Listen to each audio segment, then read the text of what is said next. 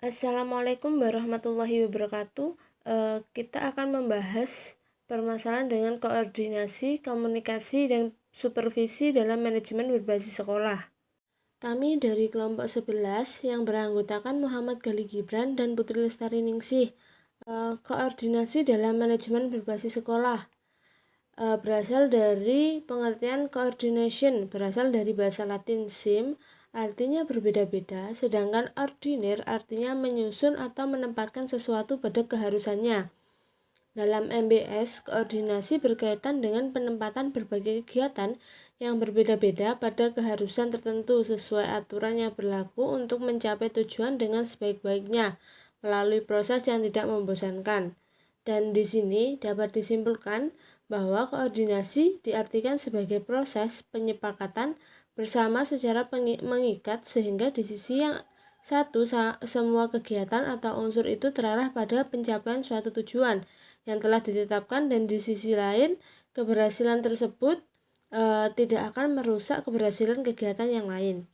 Dan di sini saya akan menjelaskan beberapa manfaat koordinasi di dalam manajemen berbasis sekolah.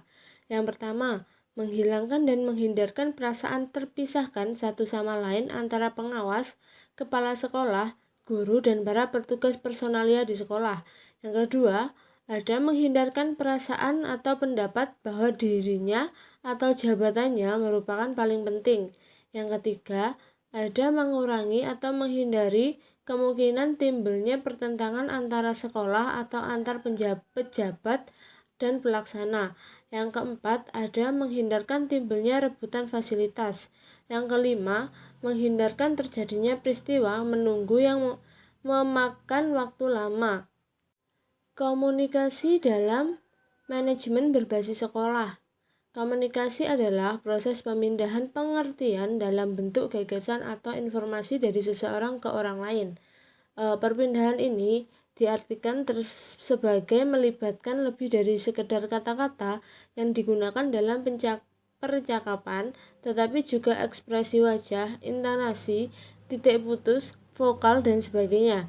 Dan perpindahan yang efektif memerlukan tidak hanya transmisi data, tetapi bahwa seseorang mengirimkan berita dan menerimanya sangat tergantung pada keterampilan-keterampilan tertentu untuk membuat sukses pertukaran informasi.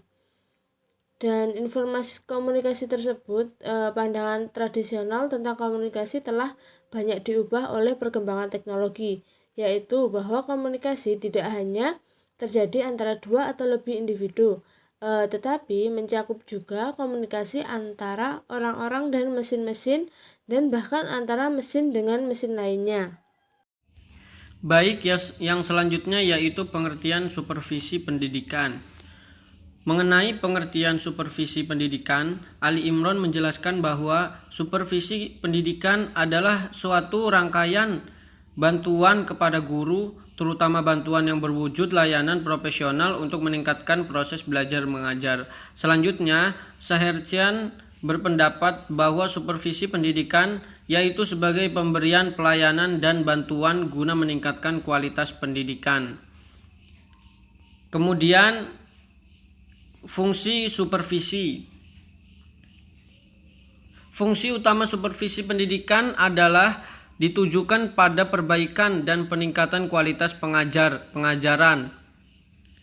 Sahertian menurut Ari Kunto mengemukakan bahwa ada 3 fungsi supervisi, yaitu 1. Sebagai kegiatan meningkatkan mutu, kedua sebagai pemicu atau penggerak terjadinya perubahan pada unsur-unsur yang terkait dengan pembelajaran, dan yang ketiga yaitu sebagai kegiatan memimpin dan membimbing.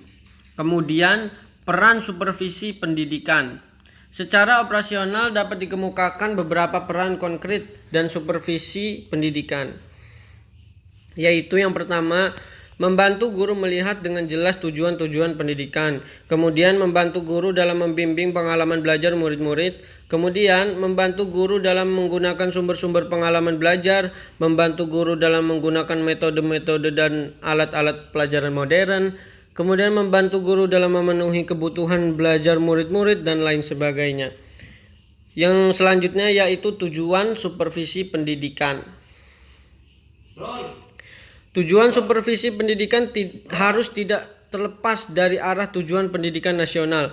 Seorang supervisor harus dapat membantu guru agar dapat menciptakan situasi belajar mengajar yang mengarah kepada tercapainya tujuan nasional, yaitu pendidikan nasional menurut UU nomor 20 tahun 2003 tentang Sistem Pendidikan Nasional pasal 3 berfungsi mengembangkan kemampuan dan membentuk watak serta peradaban bangsa yang bermartabat dalam rangka mencerdaskan kehidupan bangsa, bertujuan untuk berkembangnya potensi peserta didik agar menjadi manusia yang beriman dan bertakwa kepada Tuhan Yang Maha Esa, berakhlak mulia, sehat, berilmu, cakap, kreatif, mandiri, dan menjadi warga negara yang demokratis serta bertanggung jawab.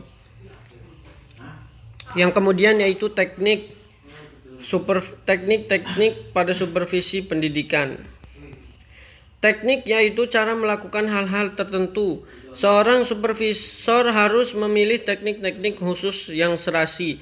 Teknik supervisi adalah cara-cara khusus yang digunakan untuk menyelesaikan tugas supervisi dalam mencapai tujuan tertentu. Teknik supervisi adalah atat yang digunakan oleh supervisor untuk mencapai tujuan supervisi itu sendiri, yang pada akhirnya dapat melakukan perbaikan pengajaran yang sesuai dengan situasi dan kondisi. Baik, itu saja dari saya.